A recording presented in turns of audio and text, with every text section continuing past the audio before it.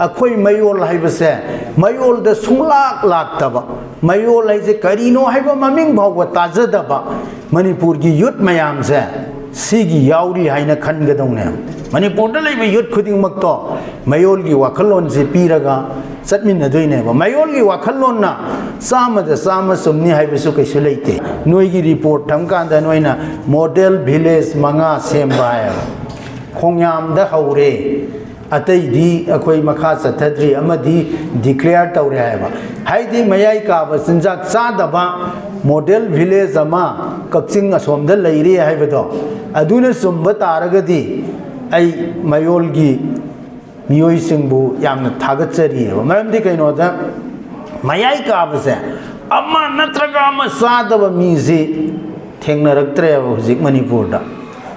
अखोई सोमदा मणिपुर फिवम सी यौरे गाइसे मोय मफमददी कैसु नतेबा Manipur the जेनेन strike अमा तौरे हाइबसे मोय गिदि नुंगाइबा नुमित नेबा चाक चानबा नुमित नेबा लम कोइबा नुमित नेबा अदुना अखोइना हुजिक लैरिबा पोट सिंगजे यामना फजना चुमथोरकपम चंगी लैरिबा फिवम जिदि आय यौरे मणिपुर यूथ लीग की थौमी खुदिंगमक मधु एजुकेटिव काउंसिल की office bearer bearer simple member अखोई की ह्यूमन रिसोर्स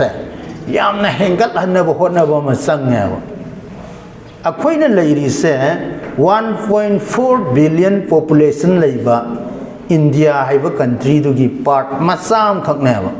अदुसु यामना मार्जिनलाइज तौरबा मताइदसु लेबा अदुगा अखोई की पॉपुलेशन जो यामना पिकपा whole of our state Manipur की पॉपुलेशन जे पिइंगै मथक्ता मणिपुर की सेपरेटिस्ट एजेंडा द सत्तबा इंक्लूसिव ओइबा आइडिया ऑफ मणिपुर द लैरिबा मिसिंग जे याम पिकपा ngasai 1.4 billion की population दुगा compare तौर येंगगदी it's negligible amount neglect तो वे आवा मसिंग ने अदुना अखोइना लौगदौरिबा अखोई की मी अममम द लैगदौरिबा मागी टैलेंट मागी ह्यूमन रिसोर्स मागी कैपेबिलिटी मसिजे अदुकी मतिक वांगबा मथौ ताय अदुना अखोइना मणिपुर यूथ लीग ना थबक तौबीरकपा मतमदा अहानबा मागी मथौ ताबा पोट अनी खक आई थमजगे पोट अनी खक्तनी को आइना थमजदोइसे अहानबदा अखोई से हेक मिरोल तारकपदगिना लेमहौरिबा तुंगी पुंसी आइना ब्रेन जिना वाखन खनबा ngamiba बावगी थाक्तदी अखोई इमा लेबाक सिगिदमक थबक तौगे हाइना असेटबा फिरेप अमा वारेप अमा लौरगा मयोल की थौमी ओइबा मथौ ताइसिनी हाना ममांगी पुंसी सही खरदा खनबीरमद्रगसु मयोल द लाआबा मयोल द यावरबा मतम जिदगिदी हयेंग आइगी अरोइबा पुंसी की तानफम लाआबा अइना वाखल से खंधबा ngamiba आइगी ब्रेन की कैनो से मांगद्रिबा बावबदी अखोई की कंट्रीब्यूशन जे इमा लेबा के दमकता पीगदबने एक्स सि नुंसी दे वाई सि नुंसी दे अदे माना अदु हाइरई हाइदना यामना पिकपा पोटना मरम ओइरकांदा लेबाक निंगबसे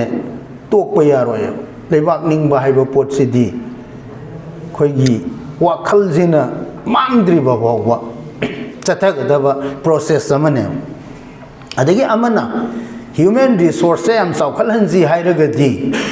अखोई तंबा हाइबा पोट अमा लैगदौनेबा एजुकेशन हाइबा पोट अमा लैगदौनेबा नखोइना फॉर्मल इंस्टीट्यूट अमदा महैगी लोइसंग अमदा सत्तना तंबसु याय हाइबदी एजुकेशन जे there are many kinds of education formal informal non formal aduna formal education ji ngamdrabawda non formal informal education ji di akhoi kaidau ta ba masi se lifelong process oi bata bane apik pa wakhal lon na maram oirakanda leipak ning ba tu oge haiba wakhal se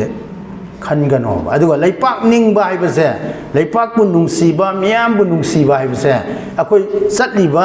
ꯉꯥꯎꯕ ꯐꯩꯕ ꯅꯠꯇꯕ ꯃꯤꯁꯤꯡꯁꯤꯗ ꯍꯪꯉꯨꯕꯗ ꯂꯩꯄꯥꯛ ꯅꯨꯡꯁꯤꯗꯦ ꯃꯤꯌꯥꯝ ꯅꯨꯡꯁꯤꯗꯦ ꯍꯥꯏꯕ ꯃꯤꯗꯤ ꯑꯃꯠꯇ ꯌꯥꯎꯔꯝꯃꯣꯏꯕ ꯂꯣꯏꯅ ꯅꯨꯡꯁꯤ ꯍꯥꯏꯔꯛꯀꯅꯤ